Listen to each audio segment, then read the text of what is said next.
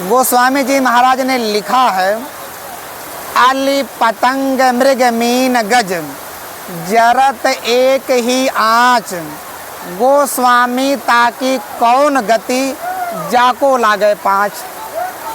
अली, अली माने भंवरा होता, भंवरे के अंदर एक ही प्रकार का अवगुण होता है, वो रस का। वो किसी जब कमल को या फूल को देखता है तो फूल में बैठ जाता उसके रस लेने के लिए। फूल की पंखुड़ी जब बंद होती है उसी के साथ अपने जीवन से हाथ धो बैठता, रस के कारण, सुगंधि के कारण वो फूल में भंवरा मर जाता। तो अली पतंग, पतंग माने होता है जो कीट पतंगे होते रूप। यहाँ 5 चीज़ है, शब्द, स्पर्श, रूप, रस और गंध। गंध के कारण, खुशबू के कारण भंवरा ये फूलों में कैद हो जाता, मर जाता है। रूप के कारण ये पतंगा जल करके, तू दीपक मैं भई पतंगा, भस्म किया आपन तन तुमरे संगा। पतंगा जा करके चिराग में जलकर मर जाता। मृग, मृग माने जानवर। ये जो मृग जानवर होता है ये मृग। अली पतंग मृग मीन गज्जरत एक ही आँच। तो मृगा ये आवाज़ का जो है गुलाम होता है, आवाज़ का। शिकारी जंगल में जाता तो खूब मधुर मधुर धुन में बंसी बजाता और मृगा उसी बंसी की धुन में इतना मदमस्त हो जाता है, बंसी की आवाज़ सुनते सुनते चला जाता। आगे शिकारी जाल बिछाया रहता और उसी मदहोश में जाल में बच जाता है और वो कैद हो जाता आवाज़ के कारण। आगे आता है स्पर्श, यानी हाथी। शिकारी जाते हैं तो मिट्टी की हथनी बना देते हैं जंगल में, और हाथी स्पर्श यानी काम वासना के कारण जाता हथनी के पास और उससे आगे वो लोग गड्ढा खोद देते। गड्ढा में ऐसे ऊपर से खरपतवार मिट्टी डालकर तूप देते और हाथी नहीं देख पाता गड्ढे को, गड्ढे में गिर जाता। और गड्ढे में जब गिर जाता है शिकारी आता उसको पकड़ करके लेकर चला जाता। कहने का मतलब गोस्वामी महाराज कह रहे हैं कि 5 चीज़ खतरनाक हैं।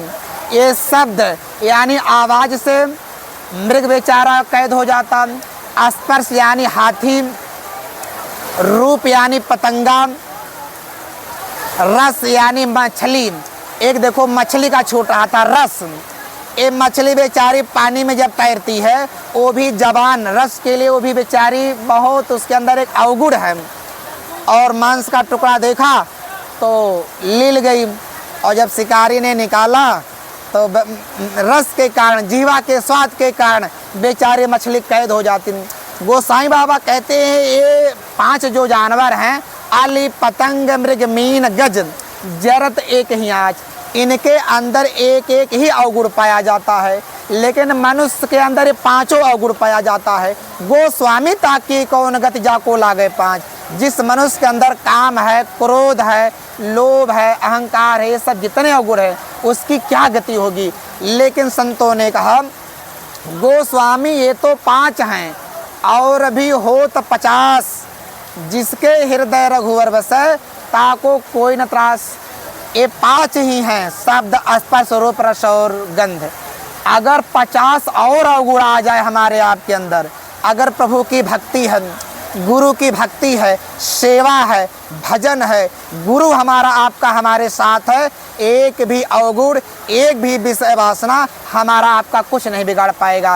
रामचरितमानस में ये लिखा है, ऊसर बरसहि तृण नहीं जामा, जिम हरिजन ही उपज न कामा। जैसे ऊसर के खेत में बीज बोने से एक भी पौधा, एक भी फसल नहीं जामता है, ऐसे भक्त के अंदर कभी विषय वासनाएं, कभी काम नहीं आता। ये ऋषि मुनि के अंदर आ सकता है लेकिन संतों के अंदर, भक्तों के अंदर नहीं आ सकता। इसीलिए रामचरितमानस में लिखा गया, माया भगति सुनहु तुम दोई, नारी वर्ग जाने सब कोई। माया और भक्ति ये दोनों नारी हैं। मोह नारी नारी न रूपा, पन्नगारी हरि तनुपा। भक्ति भी नारी है और माया भी नारी है। ये भक्ति जहाँ रहेगी वहाँ माया नहीं आएगी और जहाँ माया है वहाँ भक्ति नहीं आएगी। इसको संतों ने ऐसे कहा है, जहाँ काम है तहाँ ना नाम, दोनों एकठी ना रहें जस रजनी और घाम। साहब कवि ने इसको साके में ऐसे लिखा, जब मैं था तब हरि नहीं, अब हरि हैं मैं नाही, ओ प्रेम गलियति सांकरी तामे दो न समाए। कहने का मतलब अगर हम आप सत्संगी हैं, सेवादार हैं, भक्त हैं, हमारे अंदर विषय वासनाएं, हमारे अंदर काम क्रोध लोभ लालच गुरूर गुमान ईर्ष्या द्वेष वैर ऐसा कोई भी विषय वासना विकार नहीं आना चाहिए। जब तक ये हावी रहेंगे तब तक हमारे अंदर क्षमा शील संतोष विरह विवेक प्रभु की भक्ति ये सब नहीं आ पाएगी, हम आप सत्संगी नहीं बन पाएंगे। ये दोनों में बड़ा विरोधाभास है। इसलिए संतों ने कहा दीन हो जाओ, मान सम्मान क्रोध को निकाल दो। ये बड़ा कठिन चीज़ है मान सम्मान निकालना। महात्माओं ने लिखा कंचन तजना सरल है सरल त्रिया का नेह, मान बढ़ाई ईर्ष्या दुर्लभ तजनी ये। धन दौलत का त्यागना महात्माओं ने कहा आसान है, लेकिन ये मान सम्मान का त्याग करना बड़ा कठिन है। कंचन तजा तो क्या तजा, मान तजा नहीं जाए, मान बड़े मुनिवर गले, मान सबन को खाए।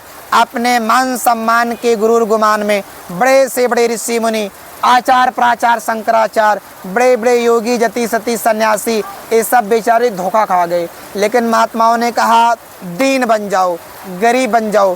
पूज महाराज जी भी कहते हैं कि दीन गरीबी चित्त में धार, तेरे भले की कहूँ, दया गरीबी बंदगी सदगुरु का उपदेश। मूल चीज़ ये है हम आप जब दीन बनेंगे तब दीनानाथ मिलेगा, गरीब बनेंगे गरीब नवाजू बने मिलेगा, यानी वो परमात्मा मिलेगा। चूँकि वो मालिक को दीनता और नम्रता प्यारी है। तो इसी के साथ हमें संदेश देना चाहते हैं सभी सत्संगियों को, अपने गुरु भाई बहनों प्रेमियों को, कि हम में आपको हमेशा विषय वासनाओं से बच करके दीन बन करके अपने मालिक की भक्ति भजन करके अपना आत्म कल्याण करना है। जिस उद्देश्य से हमको आपको मनुष्य शरीर मिला है, ये हमको आपको जीवन और जन्म मिला। महात्माओं ने लिखा यह जन्म तुझे अनमोल मिला, जो चाहे इससे कमा बाबा, कुछ दीन कमा कुछ दुनिया कमा, कुछ हर के हेतु लगा बाबा। दुनिया के घर गृहस्थी के दुकान दफ्तर रोजी रोजगार सब काम धंधे के करते हुए अपना जो मेन लक्ष्य है मेन उद्देश्य है जिसके कारण हमको आपको ये जन्म ये मनुष्य शरीर मिला है, प्रभु की प्राप्ति करना आत्मा का कल्याण करना, इस मेन लक्ष्य को नहीं भूलना है। इन्हीं शब्दों के साथ बोलो जय गुरुदेव जय गुरुदेव।